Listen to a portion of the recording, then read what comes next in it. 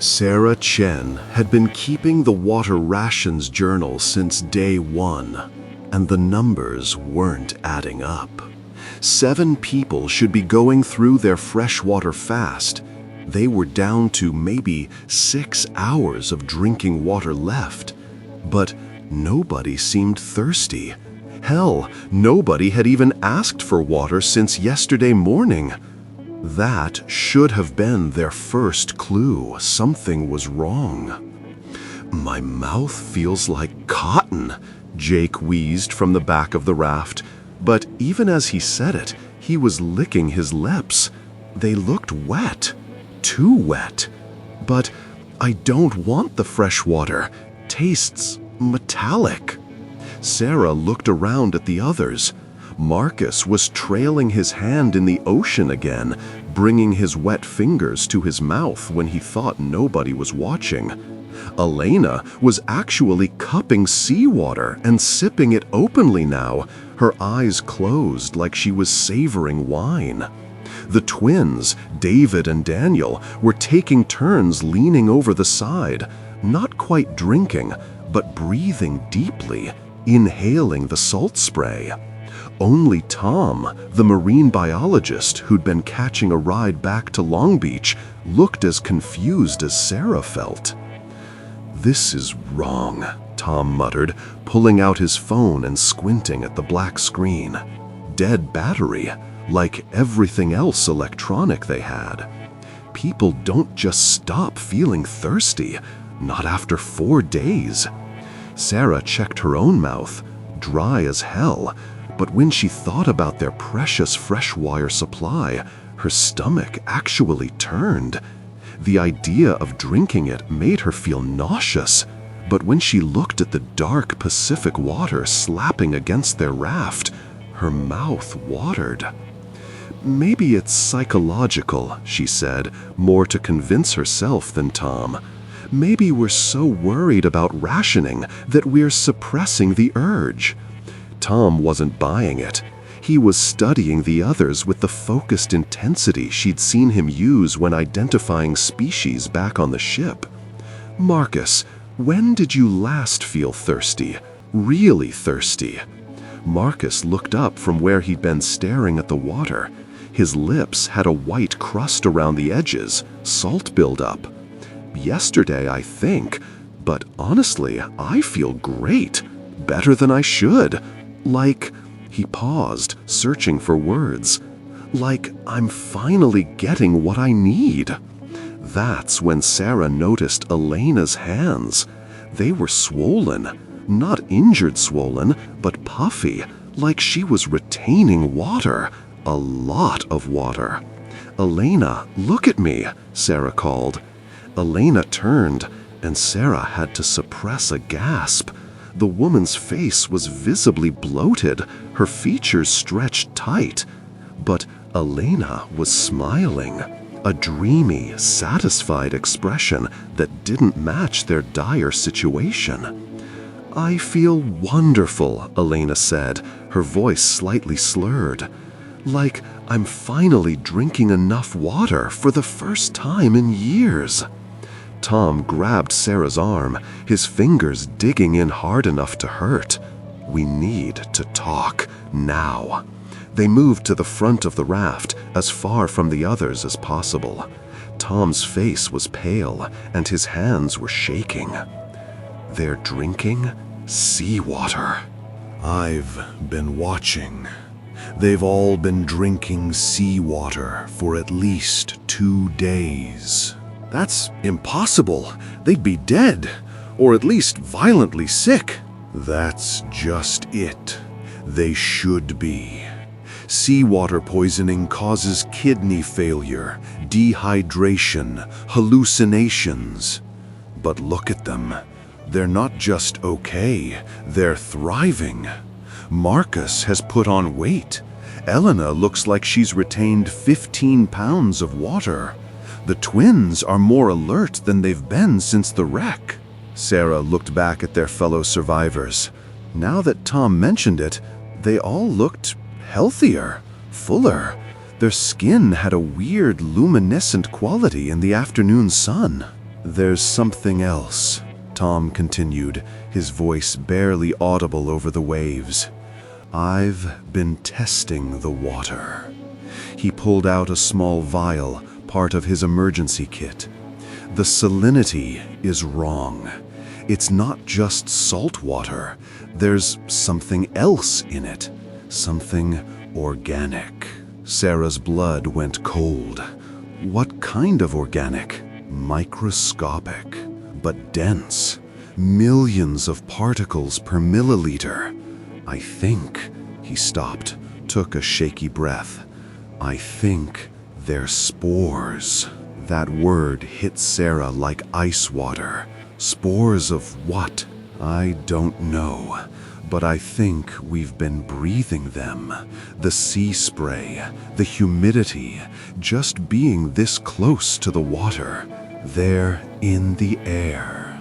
As if on cue, Marcus laughed, a sound too loud and too joyful for their situation. He was leaning further over the side now, his whole head nearly touching the water's surface. God, it smells amazing out here. Like home. Tom, Sarah whispered, what do the spores do?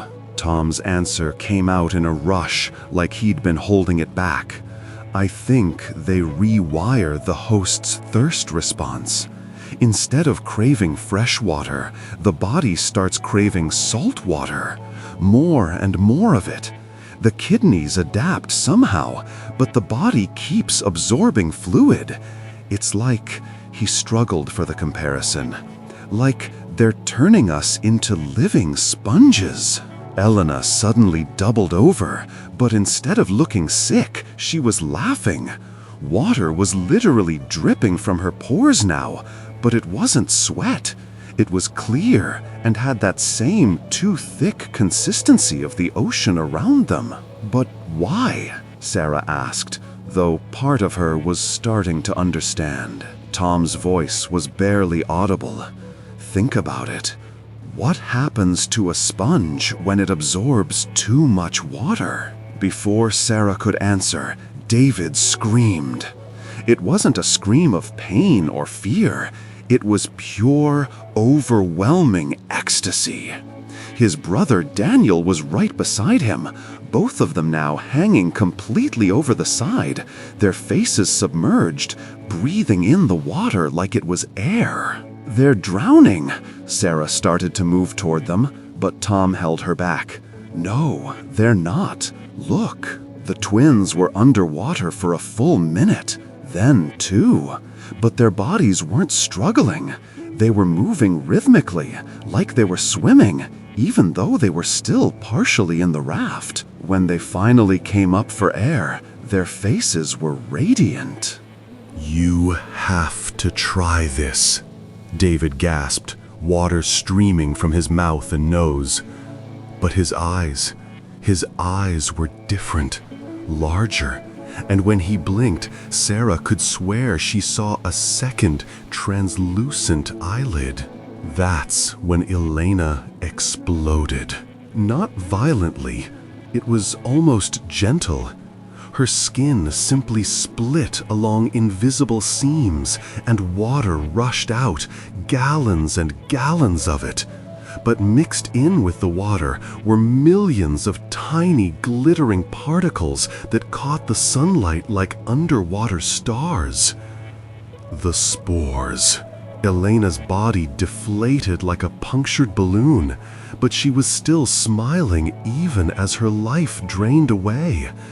And the spores, they were drifting on the wind, settling on the water's surface, being absorbed back into the ocean.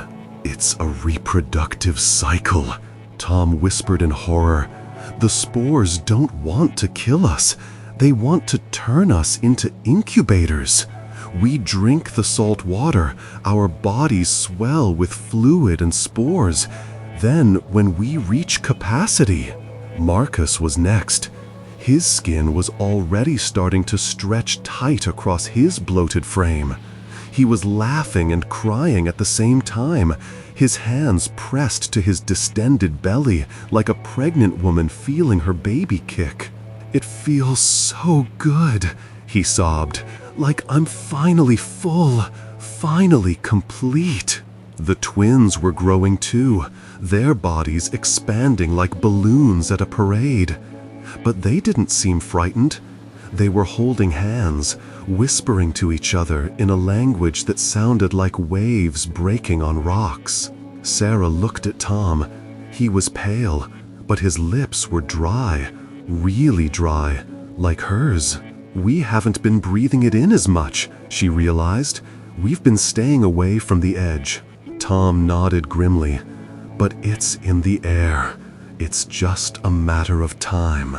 As if to prove his point, Sarah suddenly became aware of how dry her mouth really was, and how inviting the dark water looked, how it seemed to sparkle with promise. She found herself moving toward the edge of the raft. "Sarah, no!" But Tom's voice sounded distant, unimportant. The water was calling to her, singing to her in a language older than words. All she had to do was drink. Just one little sip, just enough to feel full again. Her hand touched the ocean's surface, and the water felt warm, welcoming, like coming home after a long, dry journey. Behind her, Marcus burst like a water balloon, releasing another cloud of glittering spores into the wind. The twins followed moments later, their synchronized explosion creating a rainbow mist that settled gently on the waves. Sarah brought her cupped hand to her lips. The first taste was heaven.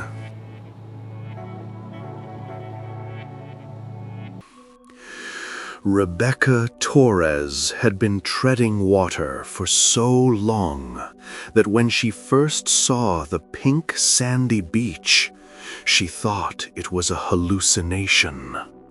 Her legs felt like lead. Her waterlogged flight suit was dragging her down, and the salt water had turned every cut on her body into liquid fire. But there it was, maybe 50 yards away. A small island that definitely hadn't been on any of the charts when their Cessna went down. "Kevin!"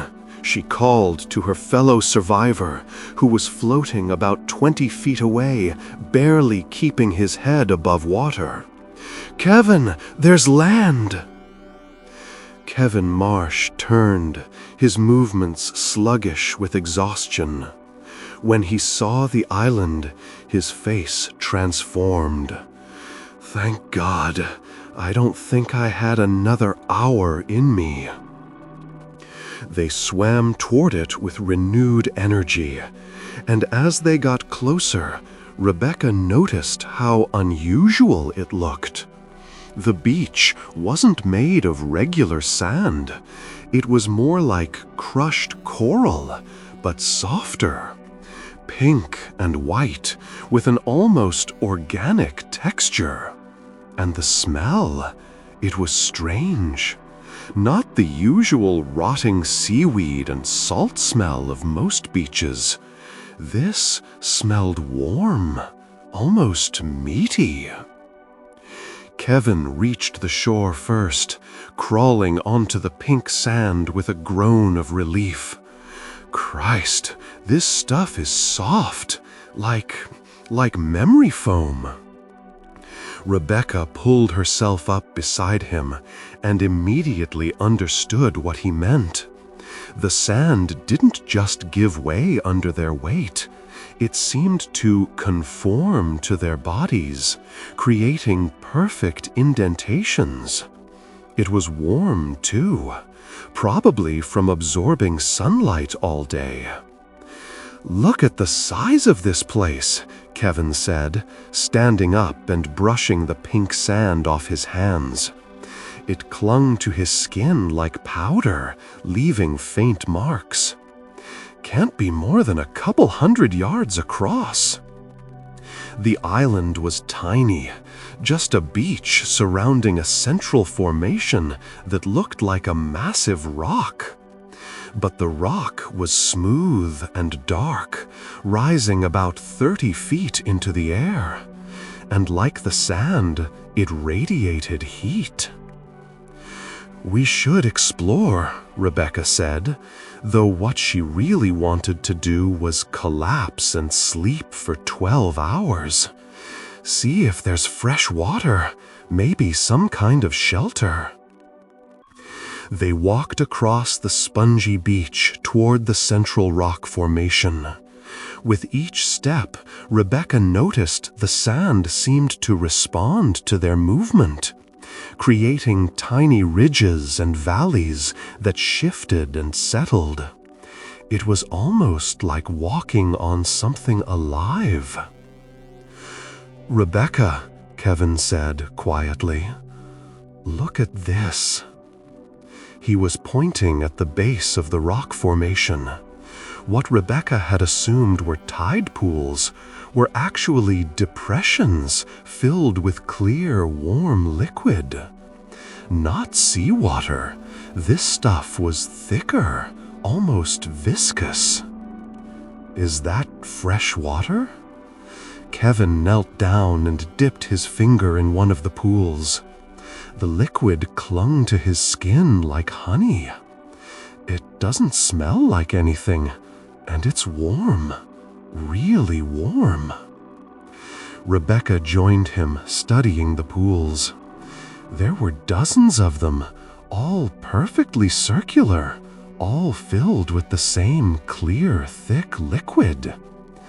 Maybe it's some kind of natural spring? Underground thermal activity? Rebecca Torres had been treading water for so long that when she first saw the pink sandy beach, she thought it was a hallucination. Her legs felt like lead. Her waterlogged flight suit was dragging her down, and the salt water had turned every cut on her body into liquid fire. But there it was, maybe 50 yards away, a small island that definitely hadn't been on any of the charts when their Cessna went down. "Kevin!" she called to her fellow survivor, who was floating about 20 feet away, barely keeping his head above water. "Kevin, there's land!" Kevin Marsh turned, his movements sluggish with exhaustion. When he saw the island, his face transformed. "Thank God, I don't think I had another hour in me." They swam toward it with renewed energy, and as they got closer, Rebecca noticed how unusual it looked. The beach wasn't made of regular sand. It was more like crushed coral, but softer. Pink and white, with an almost organic texture. And the smell, it was strange. Not the usual rotting seaweed and salt smell of most beaches. This smelled warm, almost meaty. Kevin reached the shore first, crawling onto the pink sand with a groan of relief. Christ, this stuff is soft, like memory foam. Rebecca pulled herself up beside him and immediately understood what he meant. The sand didn't just give way under their weight. It seemed to conform to their bodies, creating perfect indentations. It was warm, too, probably from absorbing sunlight all day. "Look at the size of this place," Kevin said, standing up and brushing the pink sand off his hands. It clung to his skin like powder, leaving faint marks. "Can't be more than a couple 100 yards across." The island was tiny, just a beach surrounding a central formation that looked like a massive rock. But the rock was smooth and dark, rising about 30 feet into the air.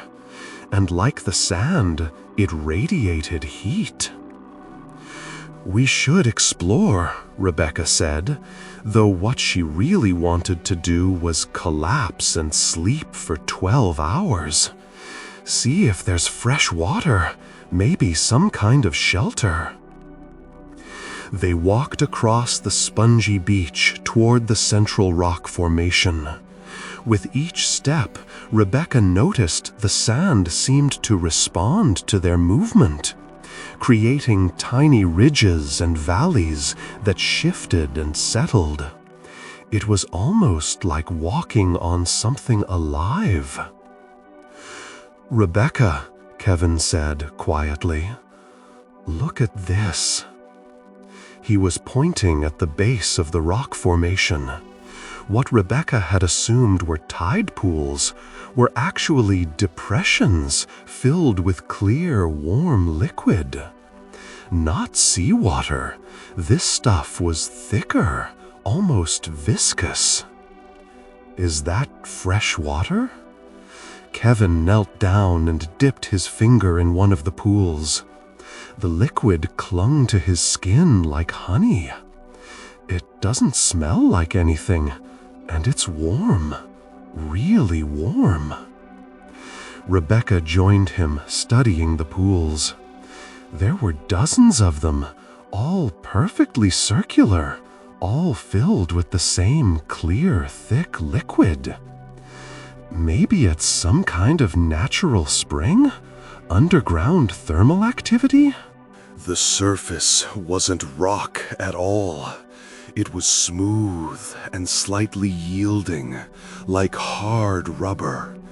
And it was definitely warm. When Rebecca pressed her ear against it, she could hear something moving inside, something large. "Kevin, I think we need to get off this island."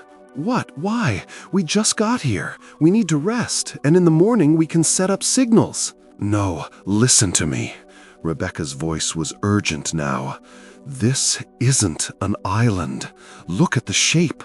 Look at how everything's laid out." Kevin looked around, really studied their surroundings for the first time. The pink beach formed a perfect oval around the central formation.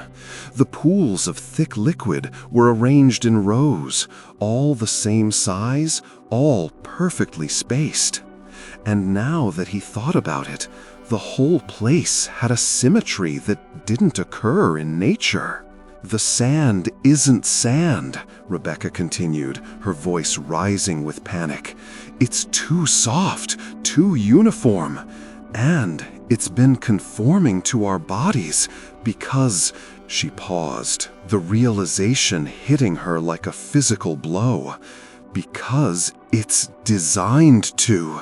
It's meant to hold things in place." "You're not making sense." "Kevin, we're not on an island. We're on something's tongue." The moment she said it, everything clicked into place. The pink, soft surface that molded to their bodies. The warm, dark formation in the center, not a rock, but a tooth. The pools of thick liquid, saliva glands. The rhythmic rising and falling they'd been feeling all night. Breathing. And the singing sound wasn't singing at all. It was the deep, rumbling sound of something massive starting to wake up. Kevin's face went white. "You're saying we're in something's mouth?" The island shuddered. Not like an earthquake, like something stretching after a long sleep. The pink sand around them began to shift and flow, creating ridges that hadn't been there before. The pools of liquid started to bubble and overflow. "We have to get to the water," Rebecca said, grabbing Kevin's arm. "Now!" But as they ran toward the edge of their supposed island, Rebecca realized they had a bigger problem. The beach was shrinking. The waterline was moving inward, and what she had thought was the ocean receding was actually the edges of this massive creature's mouth slowly beginning to close. They reached the edge just as the first ridge of what could only be described as a lower lip began to emerge from the water. It was massive, hundreds of feet long, and covered in the same pink, soft tissue they'd been walking on. "Jump!" Rebecca shouted. They dove into the dark water, swimming desperately away from the closing mouth. Behind them, the island continued to shrink as the creature's lips came together. The warm rock formation, the tooth, disappeared as the mouth closed completely. But they weren't clear yet. The water around them was moving, creating currents that threatened to pull them back. Rebecca realized the creature was trying to swallow, creating suction that was dragging them toward its closed mouth. They swam harder than they ever had in their lives, fighting the current, fighting exhaustion, fighting the urge to just give up and let the ocean take them. When they finally stopped to rest, treading water in the dark Pacific, the creature was gone, submerged completely, probably settling back into its ancient sleep. "How big do you think it was?" Kevin gasped. Rebecca thought about the scale of what they'd experienced. The beach that had felt like a small island was just the tip of something's tongue. "I don't know. Country-sized? Continent-sized?" They floated in silence for a moment, both trying to process what had just happened. "Rebecca," Kevin said quietly, "how many other islands out here do you think are actually—" She didn't answer, couldn't answer, because she was thinking about all the small, uncharted islands scattered across the Pacific. All the ones that appeared on some maps but not others. All the ones that seemed to shift position between surveys. All the ones that might just be sleeping giants, waiting for the next meal to walk onto their tongues. The sound started 20 minutes after the rocks came down. Tap, tap, methodical, rhythmic, coming from somewhere beyond the pile of boulders that had sealed them into the underwater cavern. "That's got to be the surface team," Maya Rodriguez said, her voice muffled by the breathing apparatus. "They probably saw our bubbles stop coming up." The 4 divers floated in the flooded cave, their powerful lights cutting through the murky water. What had been an exciting exploration of an unmapped cave system had turned into a potential death trap when the entrance collapsed. But the sound gave them hope. Tap, tap. "Sounds like they're using hammers," said Derek Chen, their team leader, "trying to break through." Maya checked her dive computer. They had maybe 40 minutes of air left, depending on how calm they stayed. The tapping sound was definitely helping with that. Knowing that rescue was actively trying to reach them made the claustrophobic cave feel less like a tomb. The third member of their team, Carlos Mendez, swam closer to the rockfall. "I can't see any light coming through. Must be pretty thick."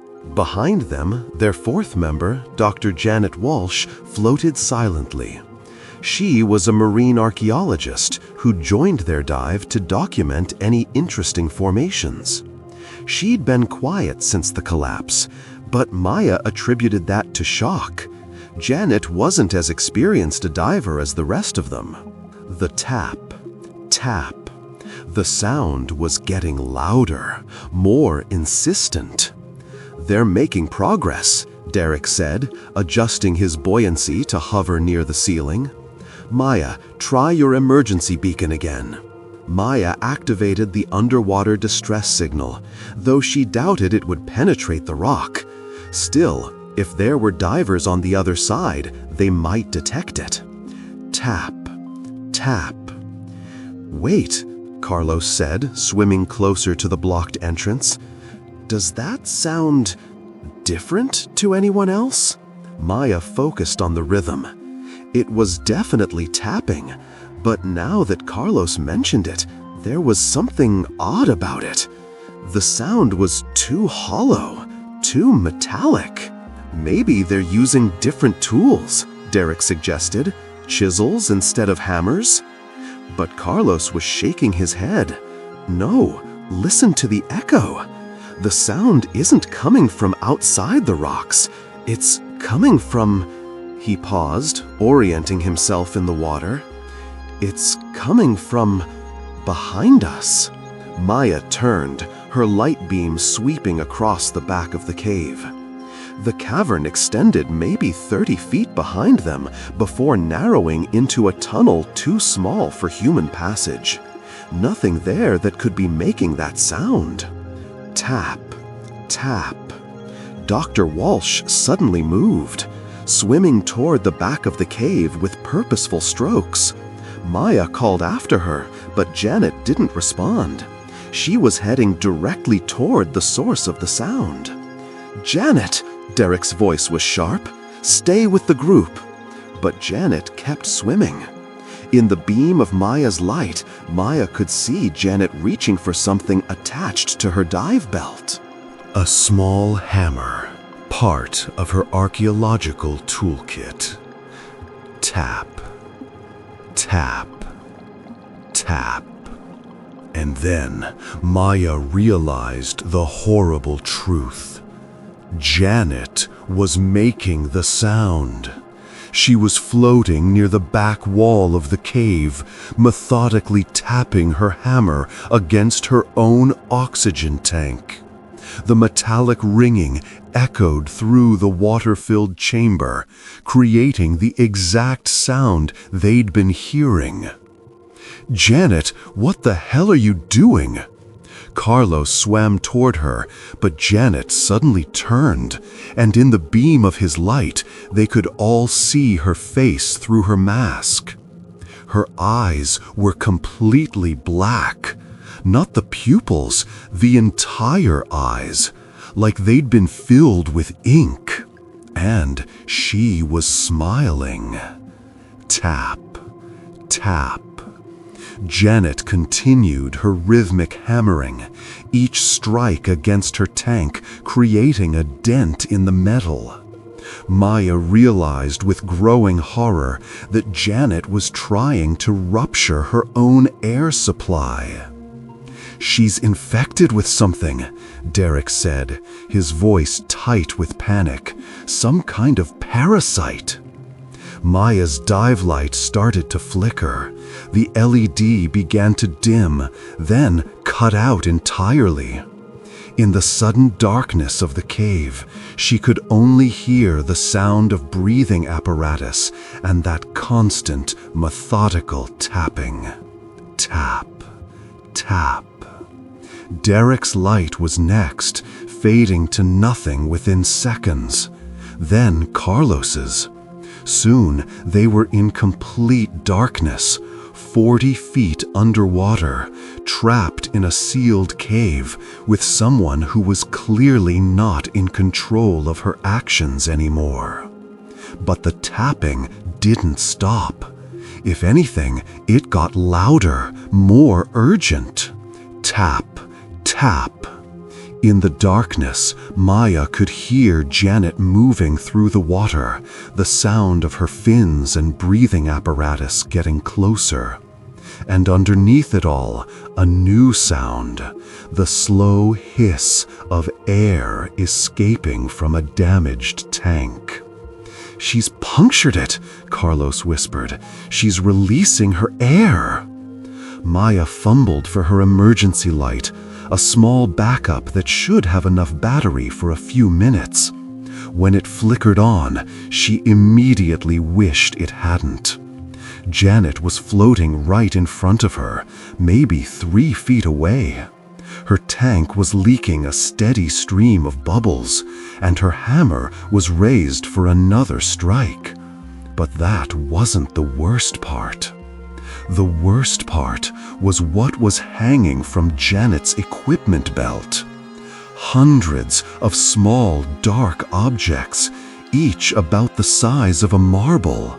They pulsed with their own faint luminescence, and as Maya watched in horror, she realized they were moving, squirming, like living things.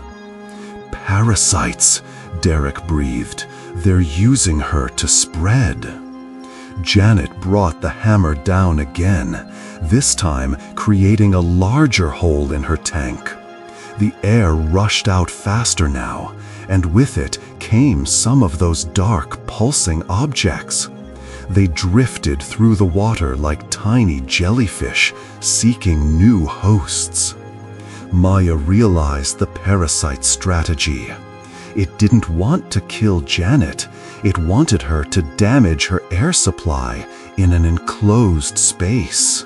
When her tank ran out, or when she deliberately punctured it, the parasites would be released into the water, where the other divers would have to breathe them in or swallow them. The cave had become a perfect incubation chamber. Tap, tap, tap. Maya started swimming toward the blocked entrance, knowing it was futile, but unable to just float there and wait for infection. Behind her, Janet's hammering continued, each strike releasing more parasites into their limited water supply. "The rocks," Carlos said suddenly. "We have to try to move the rocks." They swam to the collapsed entrance and began pulling at the smaller stones, trying to create any kind of gap they could squeeze through. Maya's emergency light was already starting to dim, and she could see the water around them becoming cloudy with Janet's released parasites. Tap, tap. The sound was changing now, getting more frantic. Maya realized that Janet wasn't just trying to breach her own tank anymore. She was trying to damage the others' equipment too. Maya could hear her moving through the water, the hammer striking against different surfaces. "She's behind you," Derek warned, and Maya spun around to see Janet approaching with the hammer raised. Those black eyes reflected Maya's failing light like a deep-sea creature. Maya dodged, but in the enclosed space of the flooded cave, there wasn't far to go. Janet's hammer caught the side of Maya's tank, creating a small dent, but not penetrating. Tap, tap. And then Maya heard something that made her blood freeze. A new tapping sound, coming from the direction of Derek's position. In the dying light of her emergency beam, she could see Derek floating motionless, his own hammer in his hand, striking rhythmically against his tank. His eyes had gone completely black. The parasites worked fast. Tap, tap, tap, tap. 2 sources now, working in concert. Soon there would be 3, then 4. Maya made a desperate grab for one of the larger rocks blocking their exit, but it was wedged too tightly. Carlos was beside her, pulling frantically, but they both knew it was hopeless. Their lights were almost gone, their air was running low, and the water around them was thick with parasites released by their infected teammates. Tap, tap. Maya felt something brush against her leg. One of the pulsing dark objects that had been drifting from Janet's equipment belt. It clung to her wetsuit for a moment before working its way toward an opening near her ankle. The parasite was warm against her skin, and as it burrowed in, Maya felt a strange sense of calm wash over her. The panic faded. The claustrophobia disappeared. Even the darkness didn't seem frightening anymore. She realized she was still holding a dive weight, a small, dense piece of equipment that would make a perfect tool for tapping. Her tank was right there, easily accessible, and the sound it would make, that rhythmic, echoing percussion that would help call more of her kind. Tap, tap, tap, tap. 3 sources now. Maya raised the weight and brought it down against her air tank, feeling a deep satisfaction as the metal rang out through the water-filled cave. The sound was beautiful, hypnotic.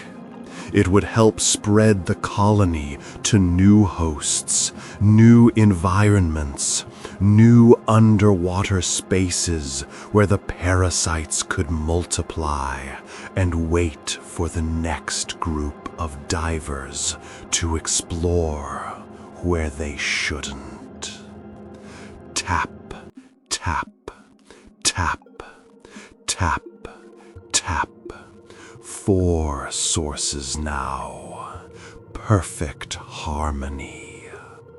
When the surface team finally cut through the rockfall 3 days later, they found 4 divers floating peacefully in the flooded cave, their air tanks completely empty.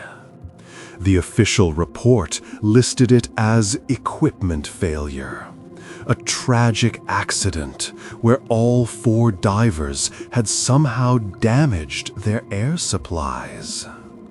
The report didn't mention the thousands of small, dark objects they found scattered throughout the cave system. Objects that seemed to pulse with their own faint light when disturbed. Objects that disappeared by morning, leaving only empty shells and the lingering echo of rhythmic tapping in the underwater darkness.